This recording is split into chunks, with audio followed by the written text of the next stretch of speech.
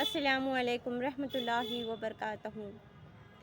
رسول اللہ صلی اللہ علیہ وسلم کا ارشاد ہے کہ میں نے تمہارے درمیان دو اہم چیزیں چھوڑی ہے، جب تک تم ان کو مضبوطی سے پکڑے رہو گے کبھی گمراہ نہیں ہوں گے۔ نمبر 1 اللہ کی کتاب یعنی قرآن، نمبر 2 اللہ کے نبی کی سنتیں مطلب حدیث۔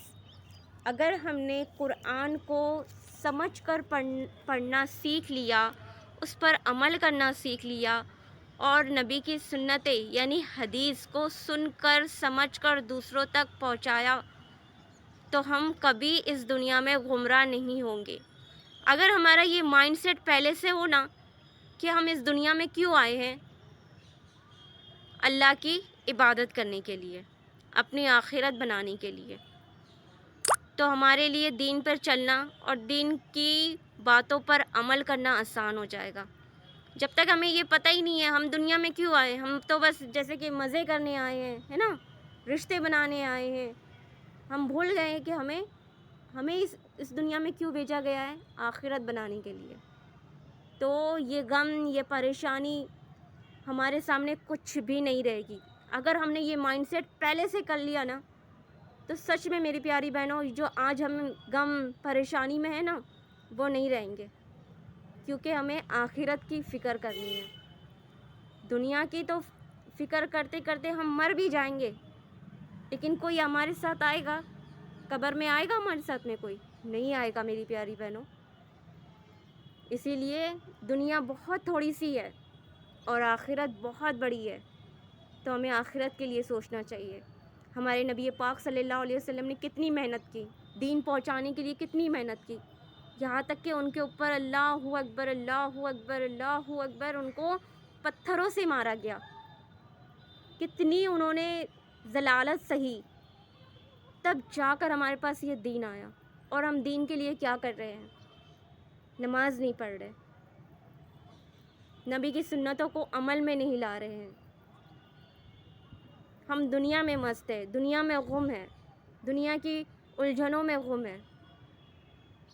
میری پیاری بہنوں، اللہ تعالیٰ کو جوانی کی عبادت بہت پسند آتی ہے، جوانی کی عبادت اور جوانی کی توبہ اللہ تعالیٰ کو بہت پسند ہے۔ اسی لیے اپنے گناہوں کی توبہ کر لو اور نمازیں شروع کرو۔ آج کل دین پھیلانا کتنا آسان ہو گیا ہے، لیکن پہلے کے جو لوگ ہوتے تھے وہ دین پھیلانے کے لیے بہت انہوں نے محنت کی، یہاں تک کہ کچھ لوگ تو ان کو پتھر سے مارتے بھی تھے، لیکن آج دین کتنا پھیلانا آسان ہو گیا ہے نا۔ تو میری پیاری بہنوں، ہمیں کیا کرنا چاہیے؟ نمازیں پڑھنا چاہیے، اللہ تعالیٰ کی باتوں کو، نبی کی سنتوں کو پھیلانا چاہیے۔ ہم ایک بار بھی قرآن شریف کھول کر پڑھتے ہیں؟ نہیں پڑھتے، ہم بس رمضان کے ٹائم پہ ہمارا قرآن کھلتا ہے۔ میری پیاری بہنوں، بہت غلط بات ہے، بہت غلط بات ہے۔ اپنے مائنڈ میں اور اپنے بچوں کے مائنڈ میں بچپن سے آپ انہیں اگر سکھا دیں گے نا کہ ہم اس دنیا میں کیوں آئے ہیں، کس ریزن سے آئے ہیں، تو ان بچوں کو دین پر چلنا اور دین پر عمل کرنا آسان ہو جائے گا۔ ان کو بچپن سے ہمیں یہی سکھانا ہے کہ ہم دنیا میں کیوں آئے ہیں، اللہ کی عبادت کرنے کے لیے، ہمیں آخرت بنانی ہے، دنیا کے لیے نہیں سوچنا ہے، دنیا میں ہمیشہ رہنا ہے، ہمیں نہیں رہنا ہے۔ تو میری پیاری بہنوں، لوٹ آؤ اللہ کے پاس، نہیں ہے کوئی اللہ کے سوا کوئی معبود، اور ہمارے پیارے نبی محمد صلی اللہ علیہ وسلم اللہ کے نبی ہے۔ کلمہ کیا کہتا ہے؟ لا الہ الا اللہ محمد الرسول اللہ، نہیں ہے اللہ کے سوا کوئی معبود، اور ہمارے نبی پاک صلی اللہ علیہ وسلم اللہ کے پیارے نبی ہے۔ اللہ تعالیٰ کے سوا کوئی نہیں ہے، کوئی بھی نہیں ہے۔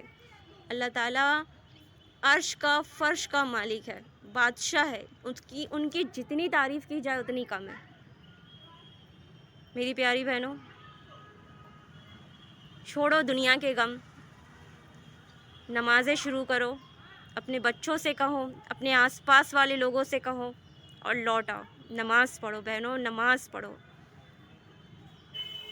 میرے نبی پاک صلی اللہ علیہ وسلم نے فرمایا میری حدیث سن کر اسے دوسروں تک پہنچانا ثواب جاریہ ہے تا قیامت تک۔ اللہ حافظ۔